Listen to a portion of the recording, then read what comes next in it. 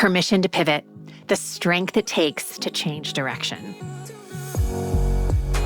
Welcome to your daily hit of grace and grit, your quick dose of inspiration to kickstart your day. This show is proudly sponsored by Rumble and Rise. To find out more about joining Rumble and Rise, head on over to graceandgrit.com/ready to rumble. I'm Courtney Townley, and here is today's hit. Let me tell you about Diana Nyad. Maybe you already know about her. But at 64, she became the first person to swim from Cuba to Florida without a shark cage. 110 miles, 53 hours straight. Her fifth attempt after decades of failure. But what a lot of people forget is she didn't start there. She walked away from marathon swimming in her 30s. She became a journalist. She lived a whole nother life. And then at 60, she decided to come back. Some people call it a comeback. She called it a pivot. We live in a culture that worships the idea of consistency as kind of doing the same thing over and over until you die, that treats changing your mind like failure. But pivoting isn't quitting. It's course correction. It's looking at where you are and asking, is this still serving me?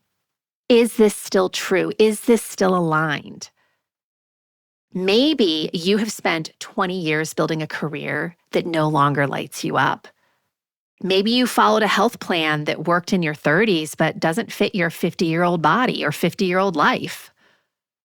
Maybe you've outgrown a version of yourself that everyone expects you to still be. Pivoting takes guts. It takes more strength to admit this isn't working than to keep pushing through out of pride or fear. It's vulnerable to say, I'm choosing something new, knowing people might judge, question, or misunderstand. I mean, I think of the pivots that I have made in my career and how wildly uncomfortable it was because I wasn't sure that people would dig it. I wasn't sure that my clients would follow me. I wasn't sure that I would succeed. What I did know is that if I didn't pivot, I would just die a slow death because I wasn't happy and I knew that I had outgrown the space that I was in. So you don't owe anyone an explanation for choosing yourself, for choosing what truly nourishes you. You don't need permission to change directions. You just need the courage to take the first step in a new direction and trust that the path will reveal itself as you go. It's those breadcrumbs that I've talked about on this podcast before. Life encourages you to follow the breadcrumbs. So Diana Nyad didn't swim from Cuba to Florida because she had something to prove. She did it because she gave herself permission to try again. What would you do if you gave yourself that same permission? Permission to pivot. Permission to change directions. Permission to try something new.